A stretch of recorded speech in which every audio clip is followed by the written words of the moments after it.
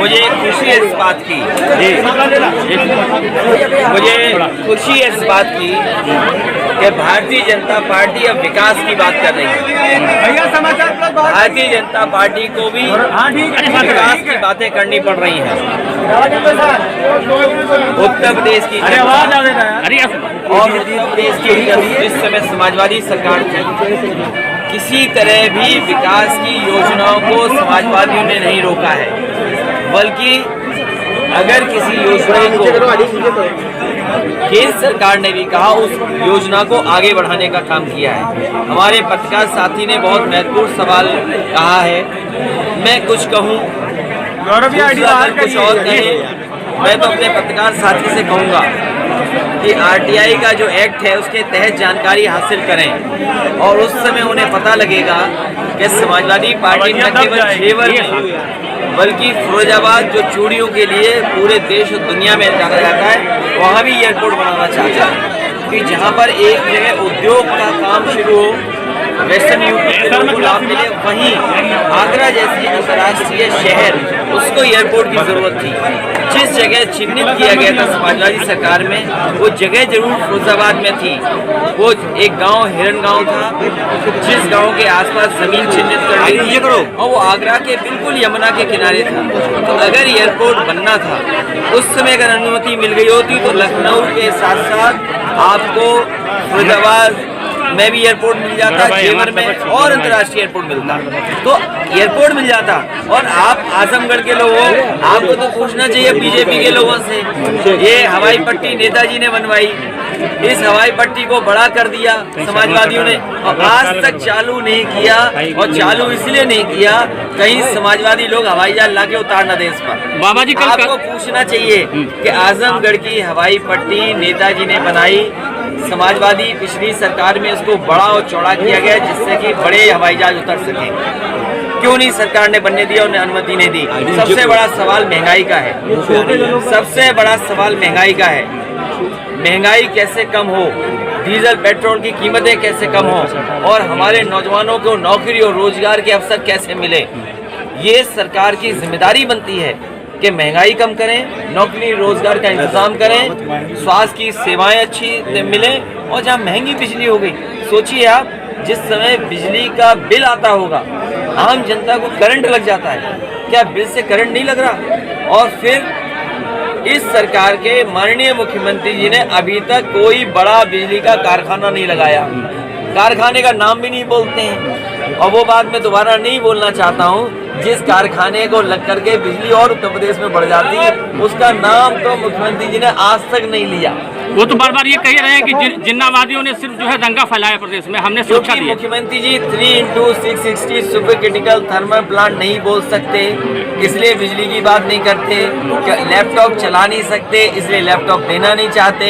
4.5 साल टैबलेट देते रहे, अभी भी टैबलेट दे रहे हैं, टैबलेट असली नहीं मिली अभी तक। गठबंधन की क्या गठबंधन लगातार हो रहा है और सब रंगों को साथ ले लिया है, एक अच्छा गुलदस्ता बन गया है।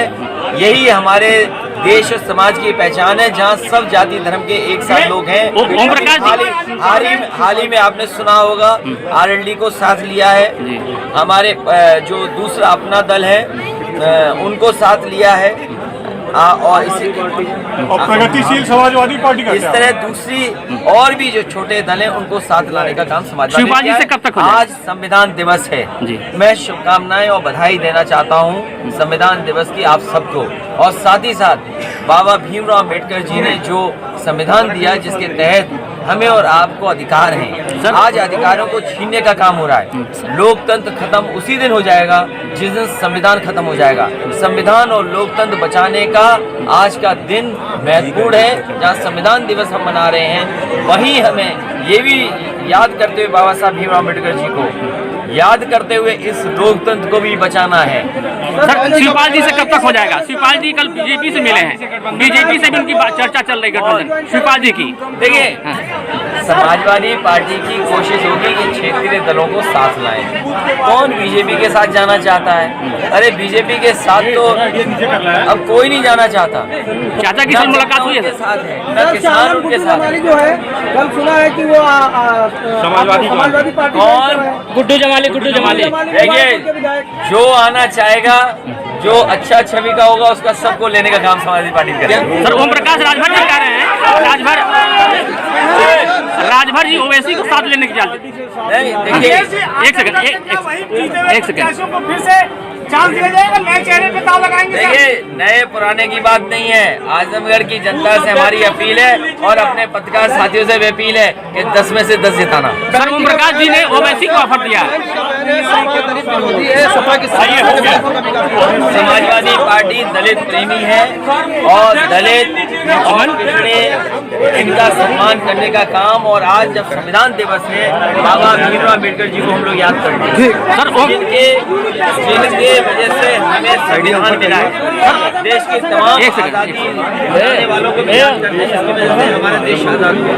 और संविधान को सबसे बड़ा खतरा है, लोकतंत्र को सबसे बड़ा खतरा पैदा किया। इसलिए संविधान और बाबा भीमराव अम्बेडकर जी को मानने वाले लोग, समाजवादी विचारधारा में मानने वाले लोग सब एक हो जाएं और इस सरकार को हटाएं।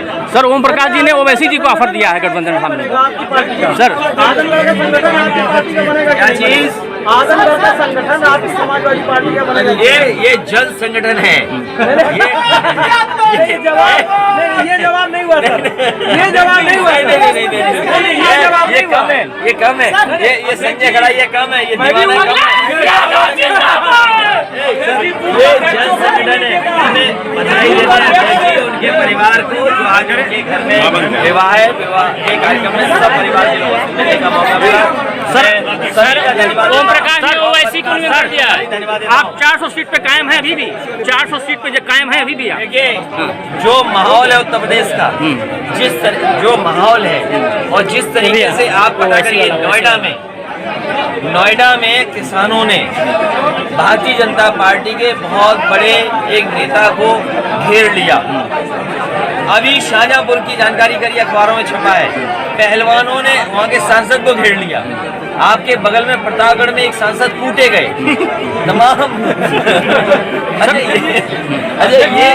ये जो वातावरण बना है, बीजेपी महंगाई का जवाब नहीं देना चाहती, बीजेपी नौजवानों को नौकरी रोजगार नहीं देना चाहती। सोचो, दुनिया में हमारा देश सबसे बड़ा बेरोजगार रह जाएगा क्या? ये सबसे बड़े सवाल है। और आज क्योंकि टेक्नोलॉजी सबके हाथ में, बीजेपी का झूठ पकड़ा गया।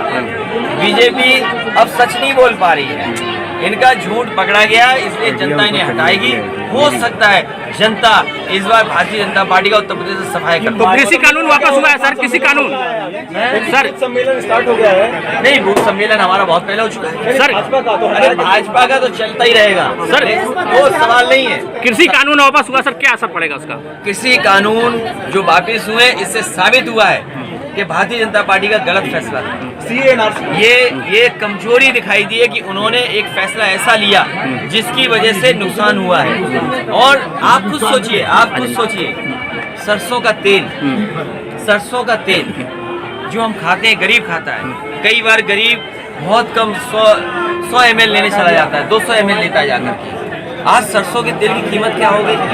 और सरकार जिस तेल को गरीब को खिलाना चाहती है, वो किस क्वालिटी का तेल होगा जो खिलाएंगे? वो पता नहीं कहां से मंगाया जा रहा है, न जाने कितनी मिलावट का सरसों का तेल होगा। अब वो कह रहे हैं सोयाबीन का तेल है। हमारे गरीब को सरसों के तेल का खाना अच्छा लगता है। ये जाने कौन सा तेल खिला रहे हैं बीजेपी वाले, ये सवाल बीजेपी वालों से। देखिए, सब सीए नेशनल वापस होना चाहिए सर। क्या लगता है, क्या वजह? देखिए, वो एक पॉलिटिकल पार्टी है और वो अगर नहीं लोगों को संभाल पा रही है तो उनका एक काम करने का तरीका है, उसमें मैं कुछ नहीं कह सकता। सर सीए एनआरसी वापस होना चाहिए सर। बावजूद इसके बीजेपी अपना राजनीतिक चक्र फंसाए हुए हैं, इससे दूसरी पार्टियों को काम करने में दिक्कत हो रही है। और राजनीतिक समाजवादी पार्टी क्या स्टेप ले रही है? देखिए, बीजेपी के पास महंगाई का कोई जवाब नहीं है। बीजेपी के पास बेरोजगारी कम करने का कोई योजना कार्यक्रम नहीं है। और ये साबित हो गया है 3 कानून जब से वापस लिए, बीजेपी ने सब फैसले उद्योगपतियों के लिए लिया है, बड़े काम करने वालों लिया। क्या दुनिया में सोच सकते हो कि इतने दिनों, कम दिनों में सब बीमारी में थे, कारोबार ठप था, उद्योग ठप था, और कौन नंबर 1 हो गया एशिया में? जिस समय कोरोना में सब कारोबार बंद था, उद्योग बंद थे, हम आप घर में बंद थे, बाजार नहीं चल रहा था, उस समय बताओ कौन मुनाफा कमा रहा था? आज एशिया में सबसे बड़े उद्योगपति हो गए। हमारा किसान को क्यों नहीं कीमत मिल रही? यहाँ गन्ने का बकाया है किसान का, बिजली महंगी कर दी आपने, आप डीजल महंगा कर रहे हो, पेट्रोल महंगा कर रहे हो, खाद में से 5 किलो चोरी कर रहे हो, खाद मिल नहीं रही, डीएपी मिल नहीं रही, तो इसका जवाब क्या है आपके पास? सर बीजेपी सरकार अखिलेश जी शिवपाल जी से कब तक गठबंधन हो जाएगा? उनका भी सम्मान पूरा किया जाएगा। सर सीए एनआरसी वापस होना चाहिए कि नहीं? सीए एनआरसी जैसे भारतीय जनता पार्टी ये चाहती है, लोगों में झगड़ा बना रहे हैं, जातियों का, धर्म का, इस तरह का भारतीय जनता पार्टी झगड़ा लगाना चाहती है, वो हमेशा झगड़ा ला। आपको कहना चाहिए पेट्रोल कम होगा कि नहीं होगा कीमत। अब तो ब्राह्मण भी नाराज हो गए हैं बीजेपी। वो वैसी वो तो ठीक कर देंगे इस बार। चलिए धन्यवाद। ओके ठीक।